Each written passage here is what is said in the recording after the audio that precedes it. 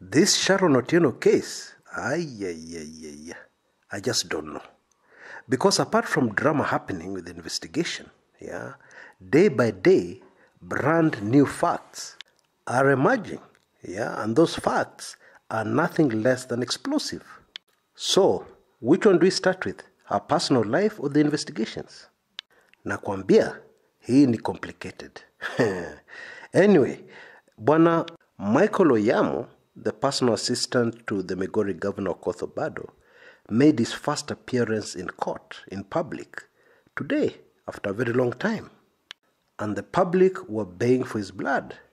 And of course, the other thing on a personal front is that Bwana Bernard Okuta, who is the former husband of the late Sharon Otieno, says this whole Sharon Otieno manenos is very emotive for him. And I'll tell you why in a minute. But first, I would like to go all the way to Tanzania, where the President John Pombe Magufuli has made a statement that has just left everybody in shock.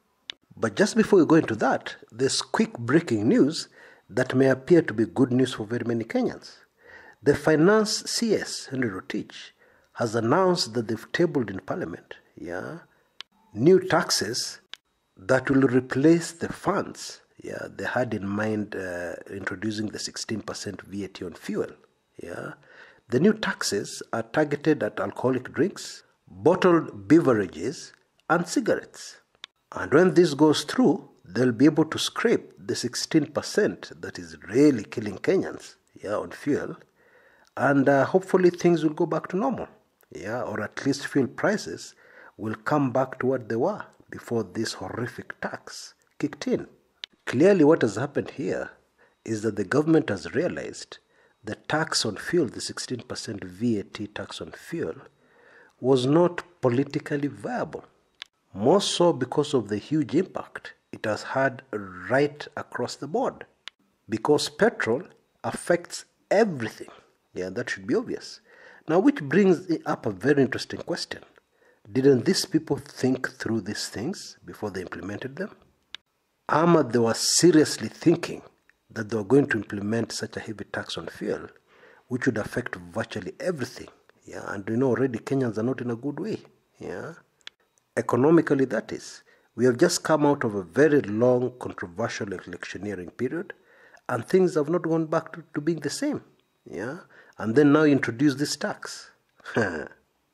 Anyway, I'm sorry because I'm about to burst some people's bubbles. Now, this thing is a temporary solution. The way you could be so stressed and you decide to go and get yourself drunk? Now, that's a very temporary solution.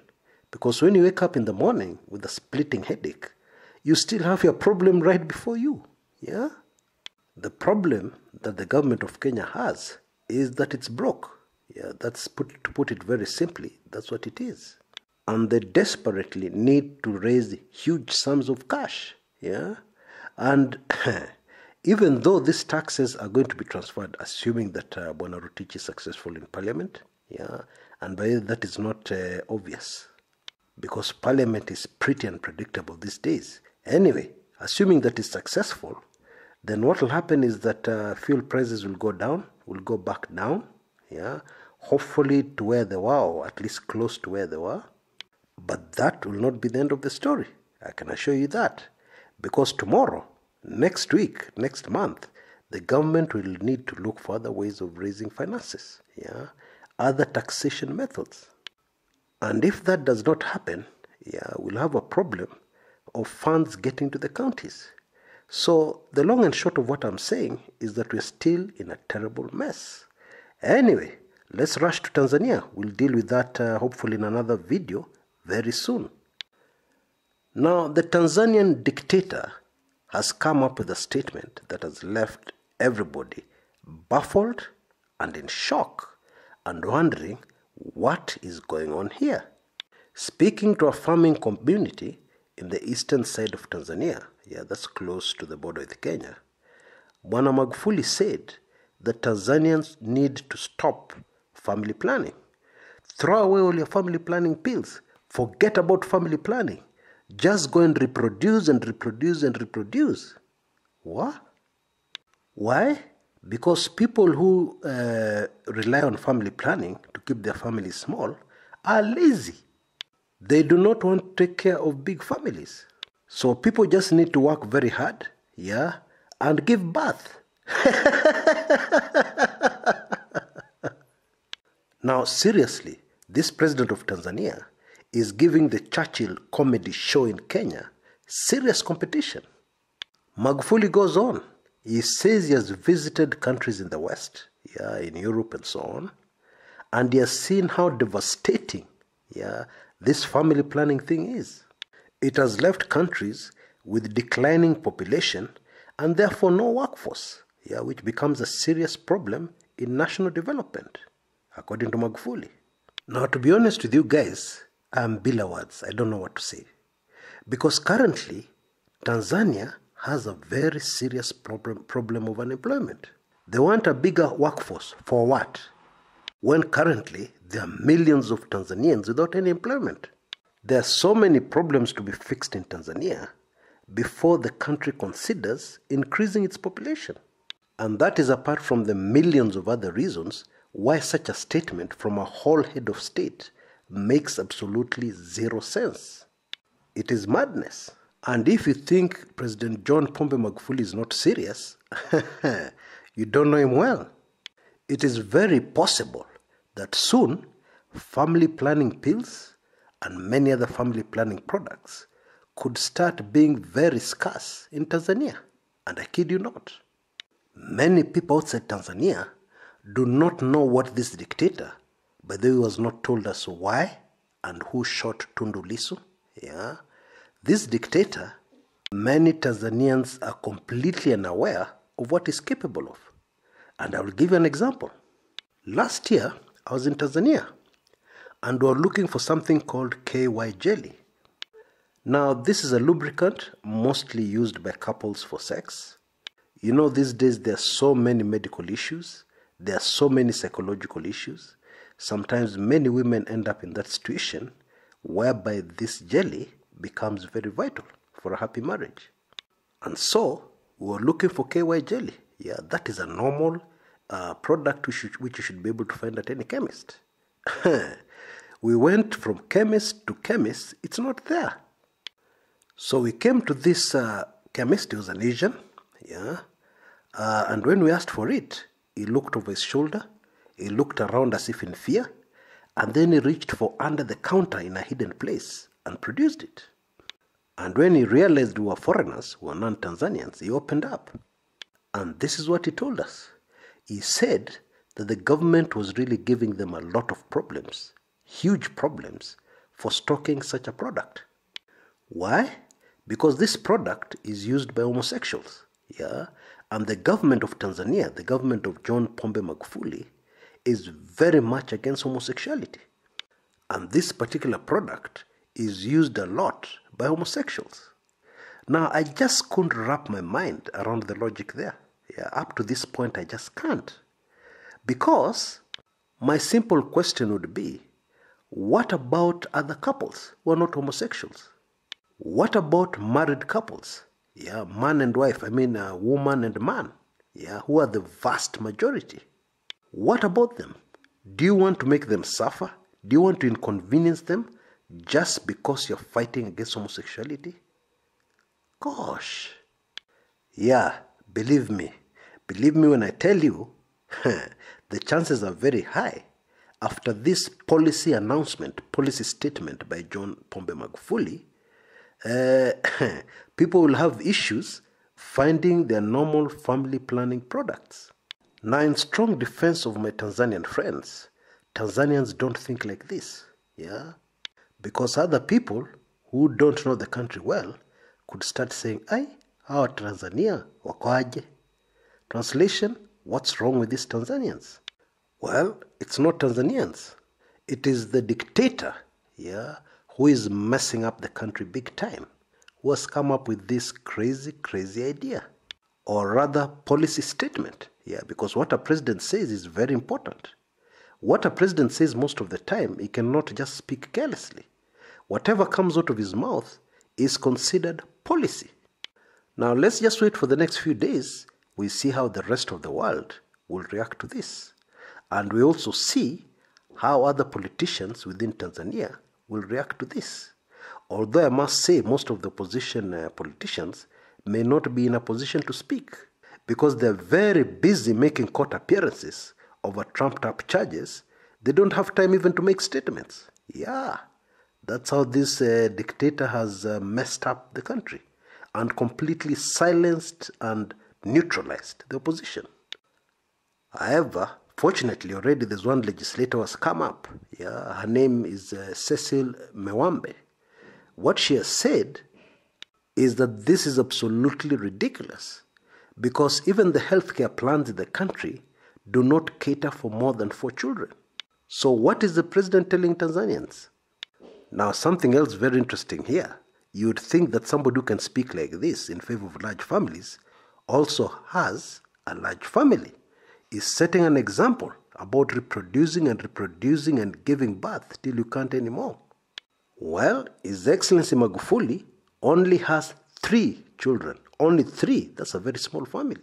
So what is he telling us? Is he telling us that he is lazy because he does not have a large family? Yeah, that is exactly what he told us in plain language. Large families. People with small families are lazy. Oh boy, my poor Tanzanian friends. I don't know when this nightmare will end. Okay? Anyway, we'll go for a short break. When we come back, we move into the Sharon Otieno issue. Don't go away.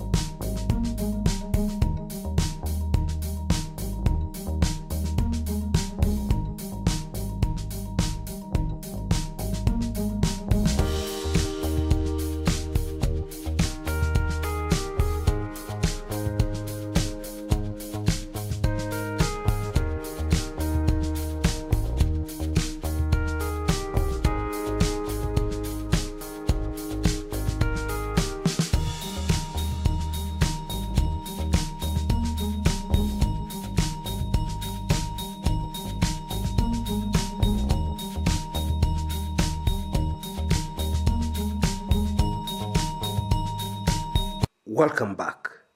Now, Kenyans are getting extremely shocked, because they have heard now that the late Sharon Otieno had 3 children.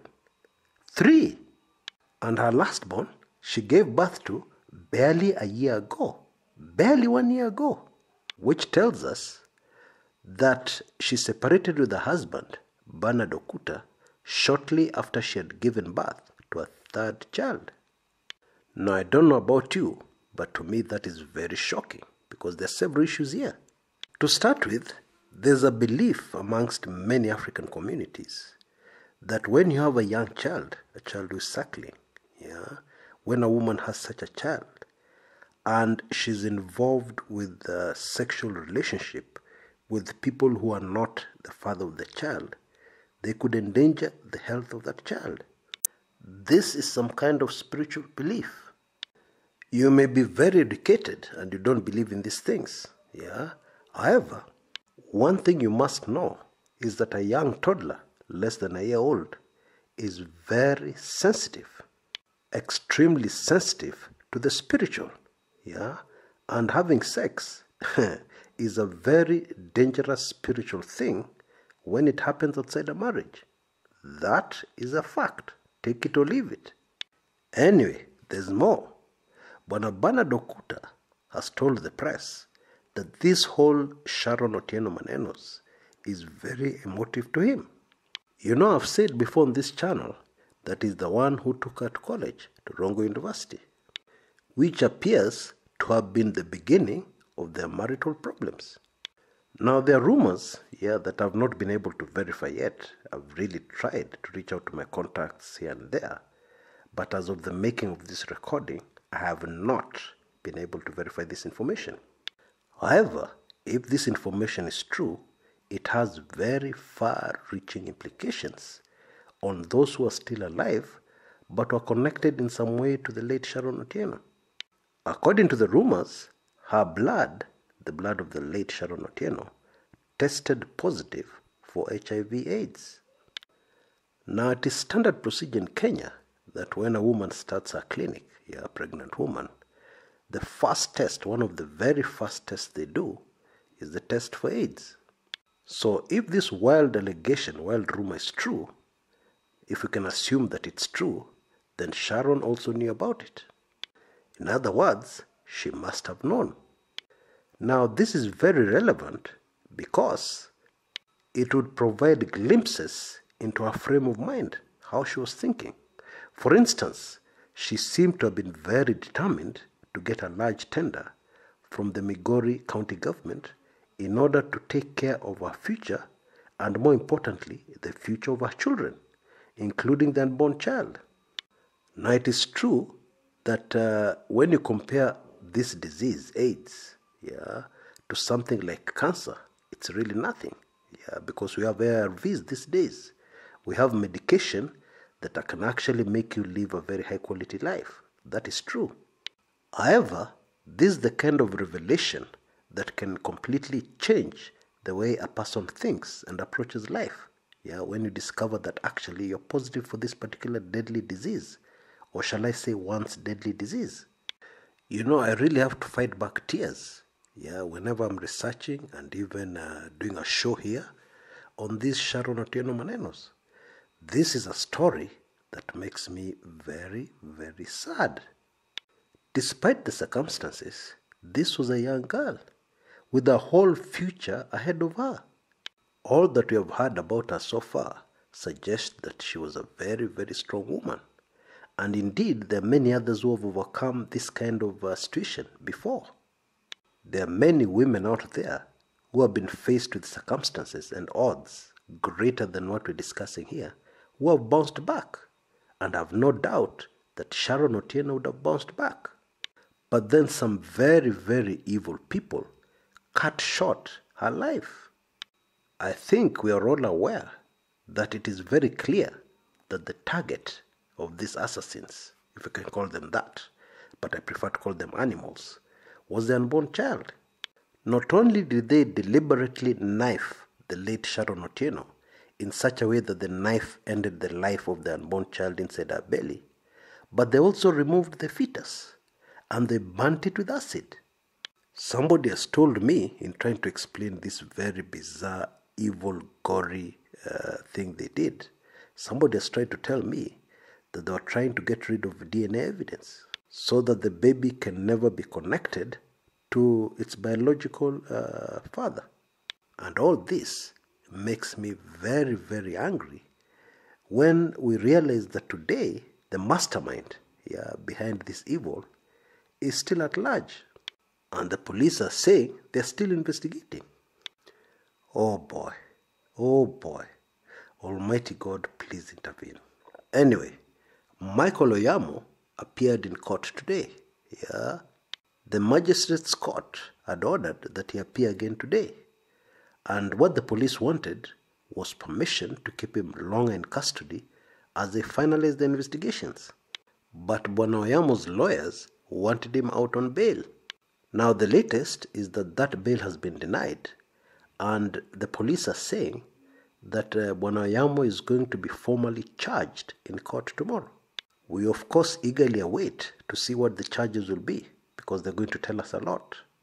The crowd of course were baying for his blood, which should be expected, because anybody linked to this very, very gory crime, obviously the public are going to be against them, even if they're not the ones who actually physically carried out the gruesome crime. Now, ordinarily the PA to a whole governor is not a small man, and this is why it was interesting that Bwana Otieno looked like a very dejected, defeated man. Obviously, things have gone very, very wrong for him. And in my view, it should not surprise him, because he has been bang in the middle of the violence squad of the Migori governor. Bwana Oyamo was bang in the middle of the excess violence we saw in Migori during the electioneering period. Yeah, we've covered that in this channel before, including the time when Mombasa governor was shot at, Bwana Ali Hassan Joho. And one of those bullets actually got into the body of Bwana Ali Hassan Joho's driver. And as a result, he was hospitalized for a long time. So this was a serious thing. And why was all this drama unfolding? You know, Kenyans have a short memory, so I need to remind you.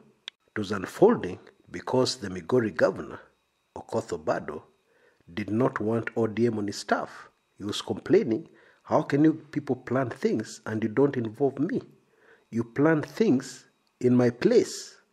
In other words, what the governor was saying is that he owns Migori, yeah, and nobody can breathe or do anything without his permission. Because the truth is, the last time I checked, Kenya is a democratic space. At least, it is trying to be. So anybody can go anywhere and campaign, including in Migori, without the permission of His Excellency, the most important governor of Migori, Okoth Obado. My point is, even if Bwana Oyamo is not involved, did not know what was going to happen to Sharon, things have finally caught up with him. Yeah, I'm sure you've heard of very many cases where you have a very notorious criminal. Yeah, he has done so many bad things. And then in the end, he's nailed by the police for a crime he didn't commit. And they're convicted, while they're completely innocent in the current crime. But they committed other crimes before, which they got away with.